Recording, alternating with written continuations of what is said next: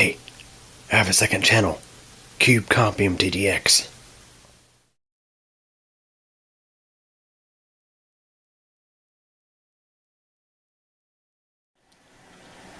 Hey everybody.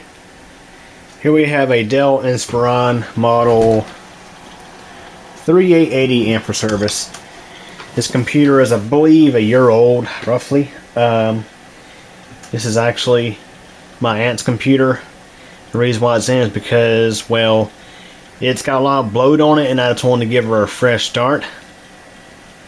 So, computer has Windows 10 on it right now. This is actually, funny to note, this computer actually qualifies for Windows 11. It's actually, even though this is not a really nice machine by any means, I'll explain why in a minute.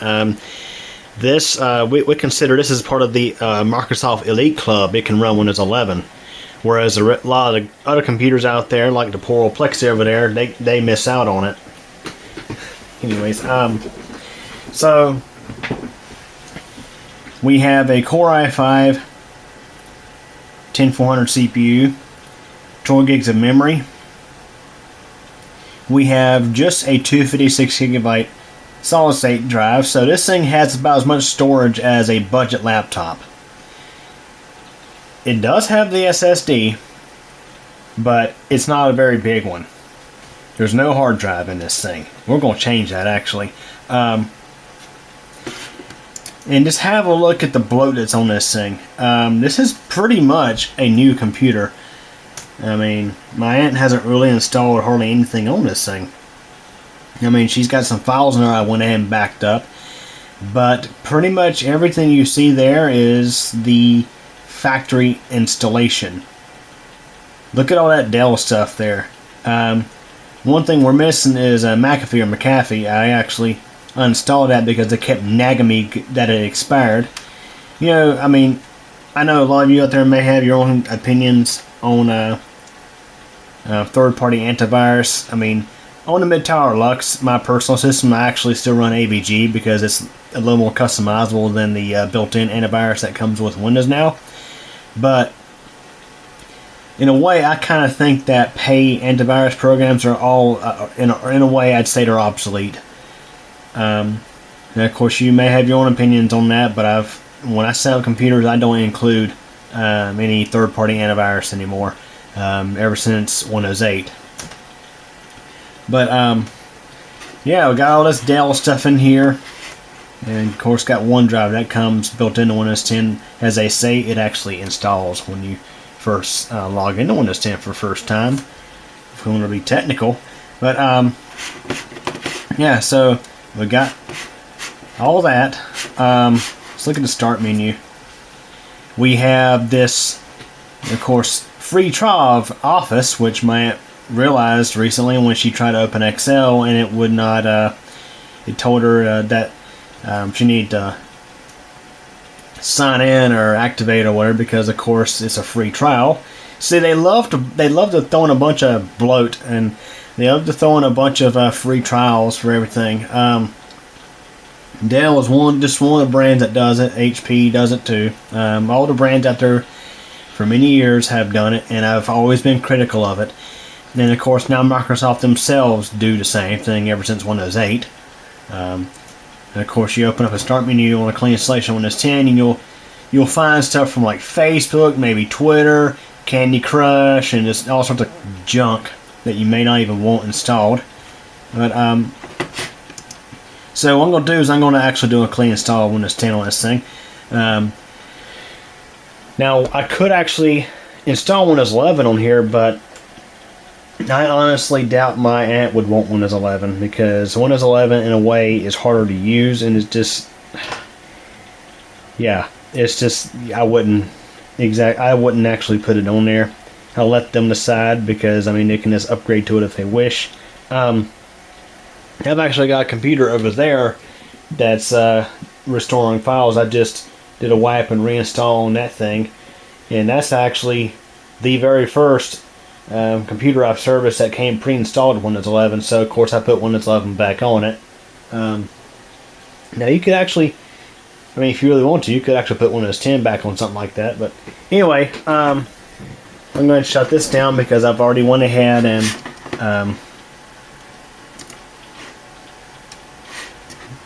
pulled off all the stuff I need to pull off of it. Got everything backed up. So what we're going to do is, once it shuts off, I'll take the cover off and show you inside the thing. And of course, these newer OEM computers, they're just an absolute disgrace in my opinion. Gone are the days of looking forward to parting out grandma's e-machine or whatever for the motherboard, or for the I don't know, just reusing the case to build you a computer and things like that, because these newer OEM systems, they're practically once like the motherboard fails, they're pretty much scrap. I mean, yeah, you can actually pull out like a CPU and RAM, SSD and hard drive that has it,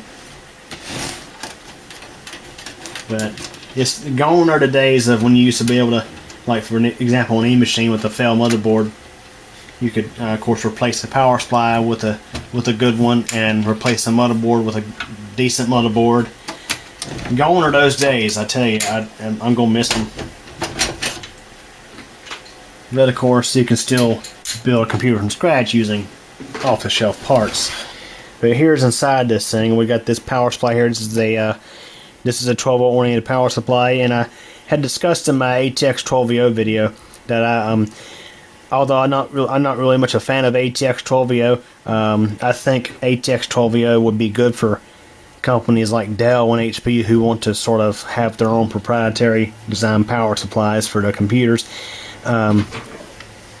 Maybe it would entice them to standardize things. That way, if let's say the power supply fails, you may be able to find an off-the-shelf replacement. But with these newer computers, of course, and the power supply dies, you got to go back to Dell to get a replacement. Whereas if it was ATX or ATX 12VO and it followed a standard form factor, you could buy an off-the-shelf replacement. So as you can see, no hard drive in this thing.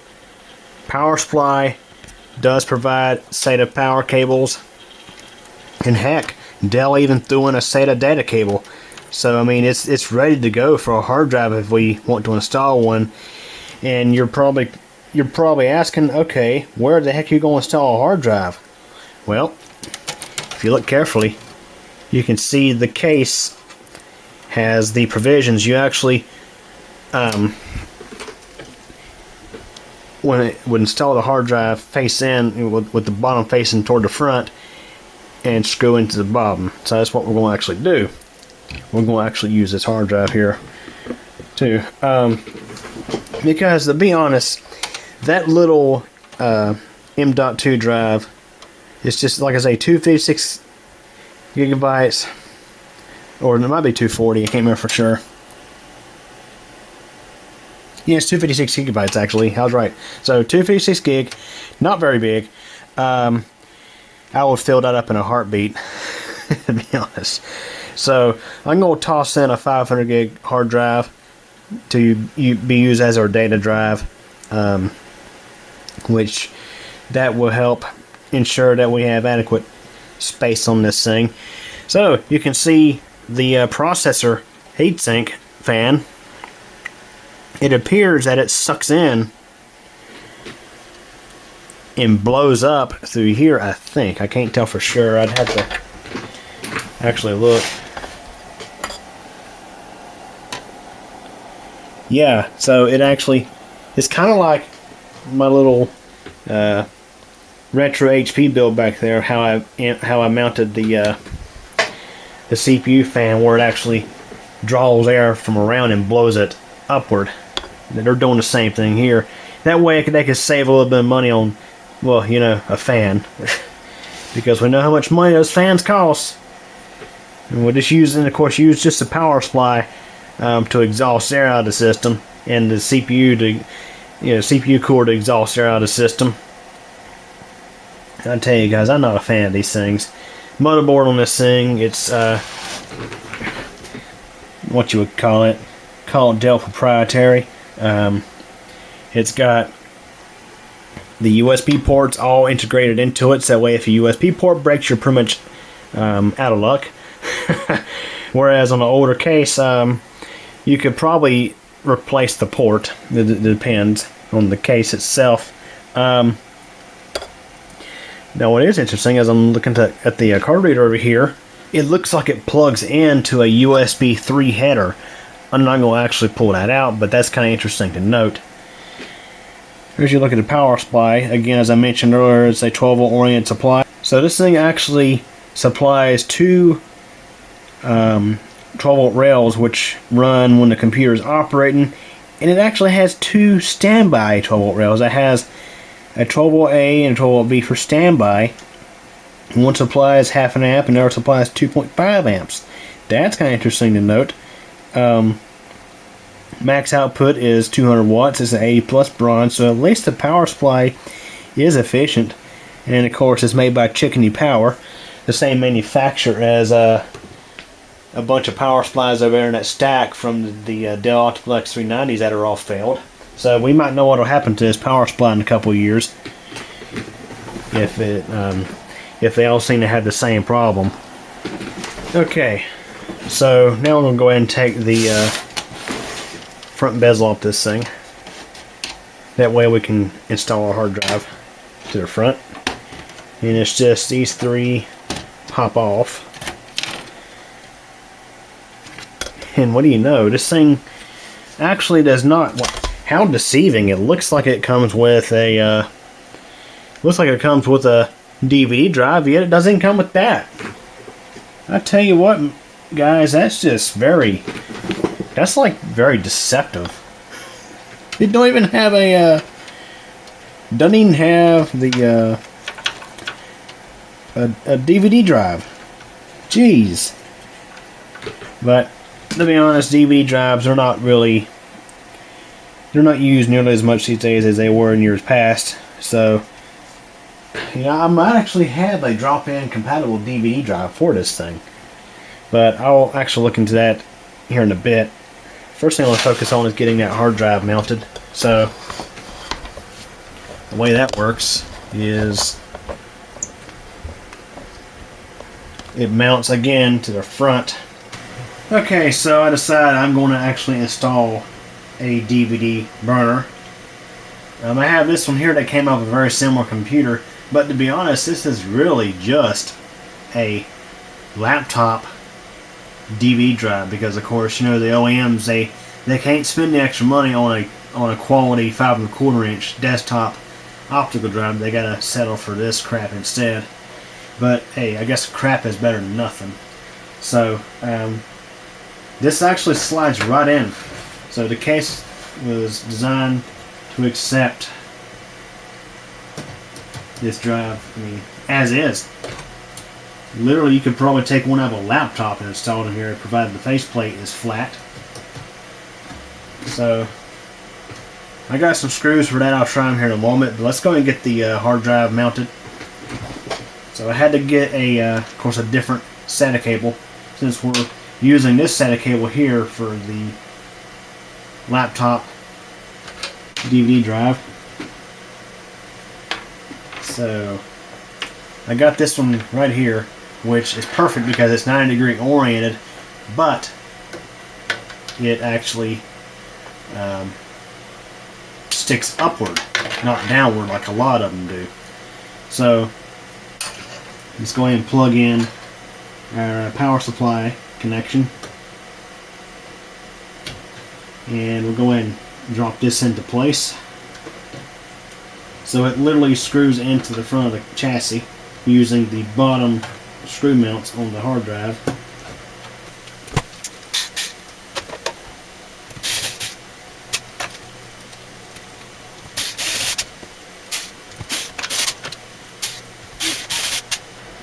Okay, so the hard drive is mounted in. Now, before I go any further with this DVD drive, I'm going to go ahead and reinstall the front bezel.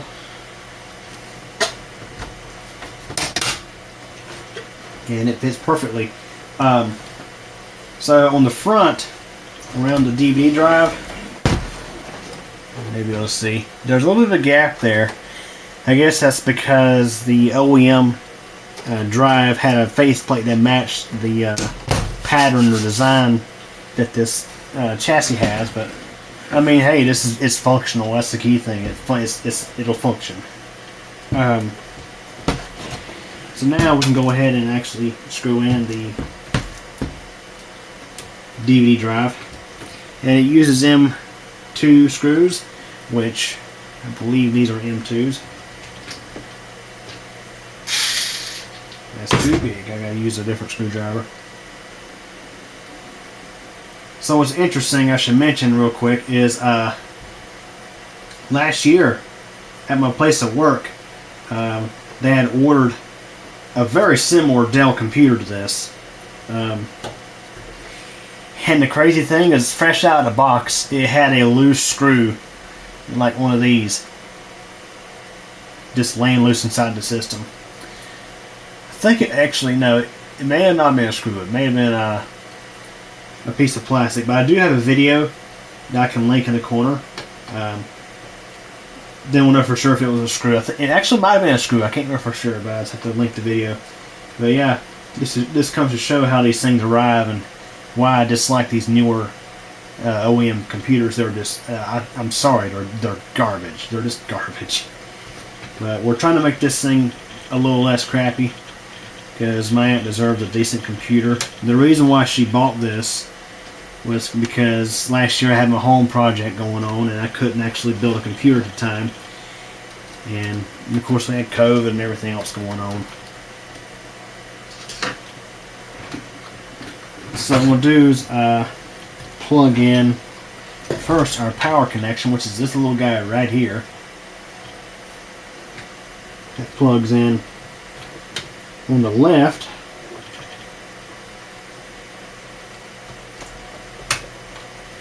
And this actually plugs in right next to it. So if you actually get one of these little cables, you may be able to buy them, I don't know for sure. You could theoretically install a drive like this on a desktop system. Alright, so now we have a hard disk drive and a DVD burner added to this machine. So this will definitely be a bit nicer than what it previously was. So go ahead and stick the cover back on.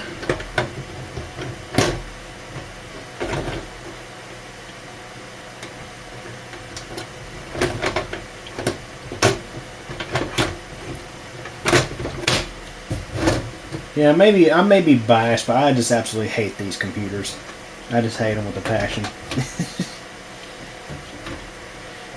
Because the thing is, when the motherboard goes bad or the power supply goes bad, since they're proprietary, it's either you go through Dell to get a replacement part, or you just chunk the computer.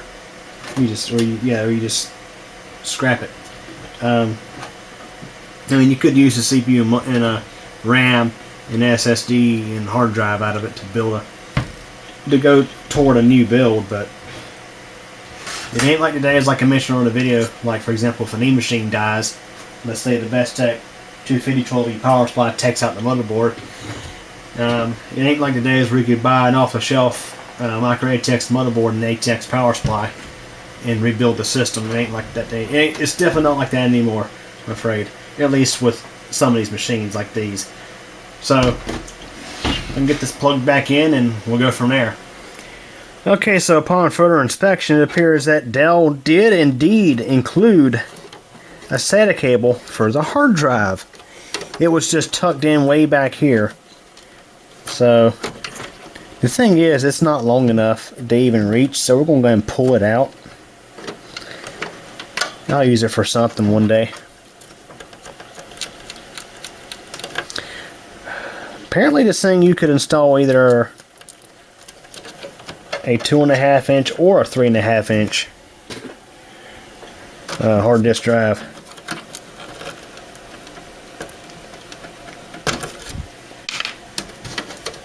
So I'm going to go ahead and plug this into the port where I just took that cable from.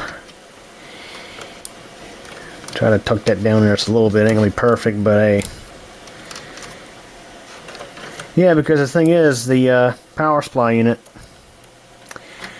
Oh, no, this is interesting. All right, so the power supply coming off the motherboard. This is again 12 volt only. Has a lead down here. Apparently, you could install a 2.5 inch drive somewhere in here. I'm not seeing exactly where that would go. I do see a spot in the case where it looks like something would slide in. Maybe like a little removable drive cage would go in right here. Who knows? But we got the 3.5 inch drive in there, so let's put that to the side. Let's put the cover back on. Yeah, maybe I should shut up and not rant so much and just pay attention to what I'm doing. I don't know. These computers though, just these newer OEM machines, I'm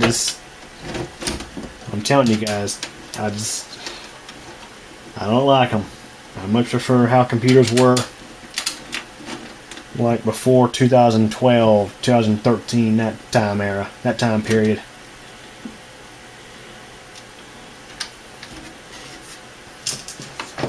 Put it this way, I much prefer being able to tell a customer I can replace the motherboard in your computer instead of having to tell you need a whole new computer. So,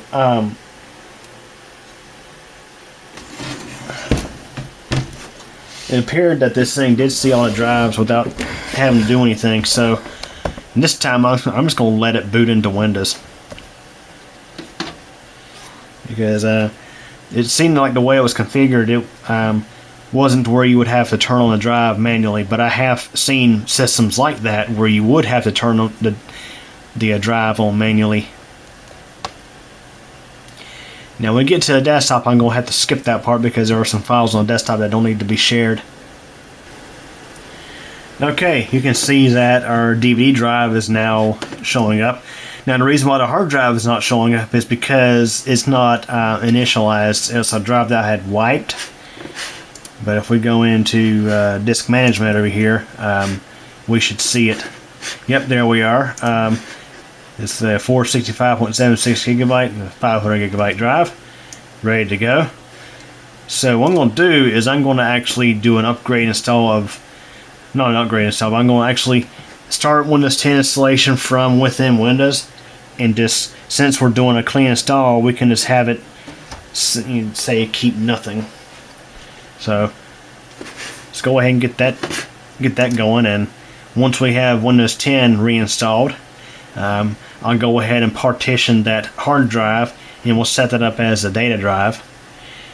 That way File Explorer, for example, options for like documents, pictures, music, videos, desktop, downloads, those things will automatically save to the data drive and not the SSD.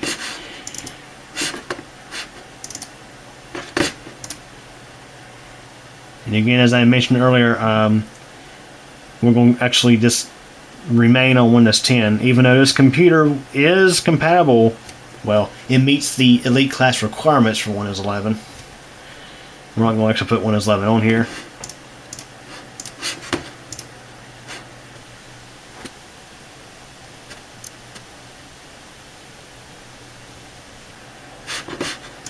Change this to nothing. Again, if you choose that option, make sure you have your files backed up because it will erase everything. Okay, so we'll let this complete and we'll go from there. Okay, so Windows has been reinstalled, and now we just need to go ahead and run through the out-of-box experience. So, first thing I'm going to do is go and unplug our Ethernet cable, so that way Windows 10 can't force us to sign in with a Microsoft account.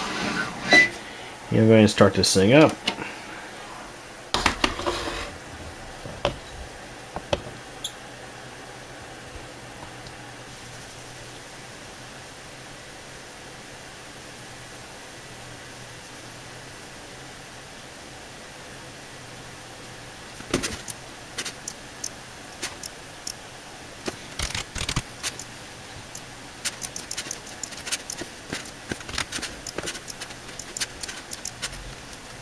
Okay, so now we're in.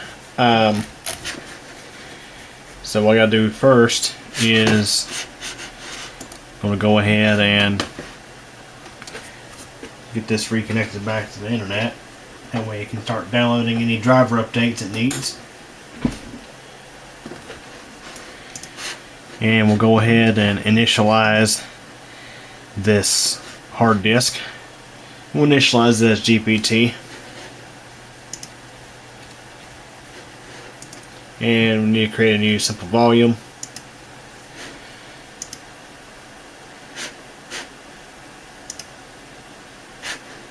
So it looks like it assigned a DVD drive to E, so I'm going to hit do not assign a drive letter or path for now.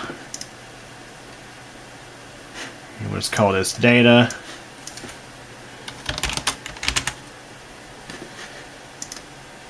And finish. And we're going to set the DVD drive to be our, and of course it's installing graphics drivers. I'm going to change this to be letter E.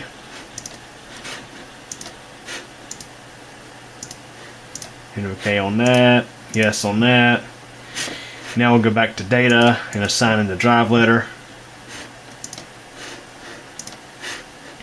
There we are, D. Okay, so now we've got the hard drive partition. Let's turn off all these stupid notifications. This is a computer, not a phone. And get rid of this mail. Get rid of the search.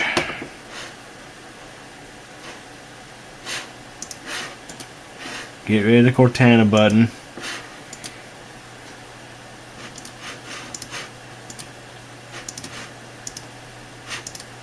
Okay, so now close out Edge.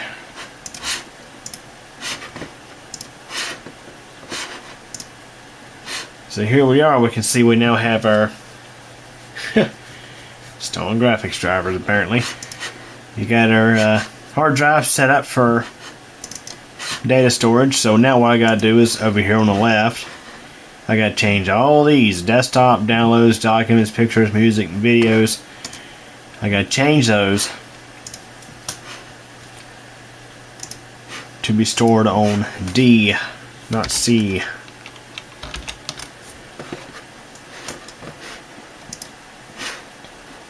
So yes, want to create that folder.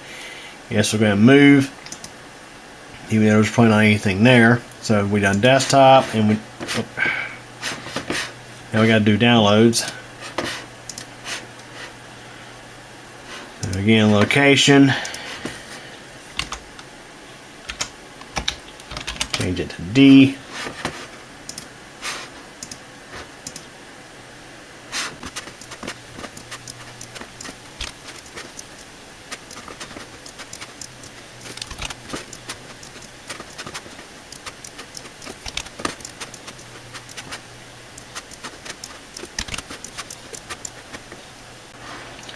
Okay, so now we'll go back to the data drive. We can see we have a users folder, username, and we have the specific folders now on the data drive.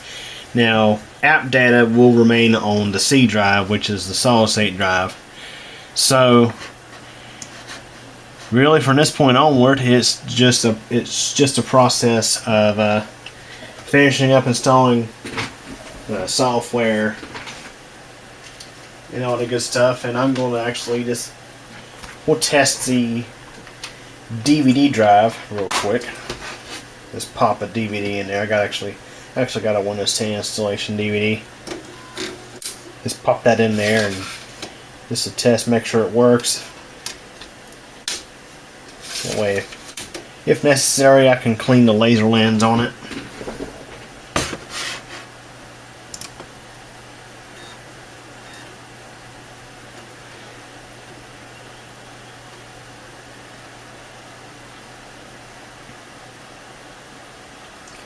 And there we are. We can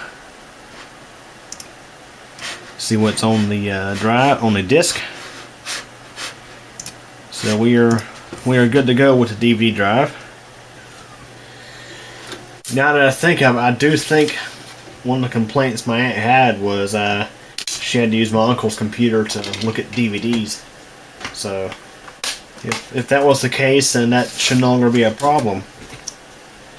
So there you have it. So really, I think that's about all I really need to cover in this one. So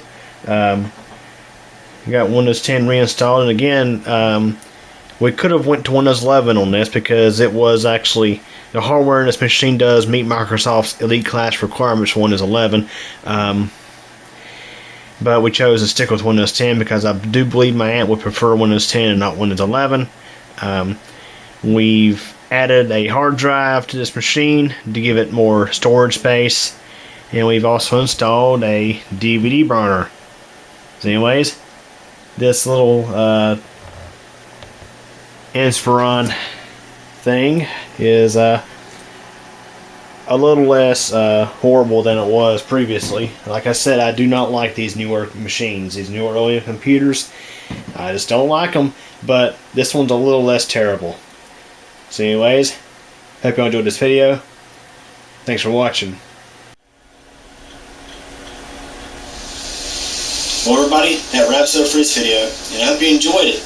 If you did, please like the video. Also, don't forget to subscribe to the computer channel, and be sure to tick that bell so you'll get notified when new videos are posted. Also, don't forget I have a whole lot of other interesting videos here on the channel to check out. And also, in addition, I have a second channel, CubeComp MTDX, where I have all sorts of other videos not exactly related to technology. Links to the channels are available at the end of this video. Again, I thank you for your support and thanks for watching this video.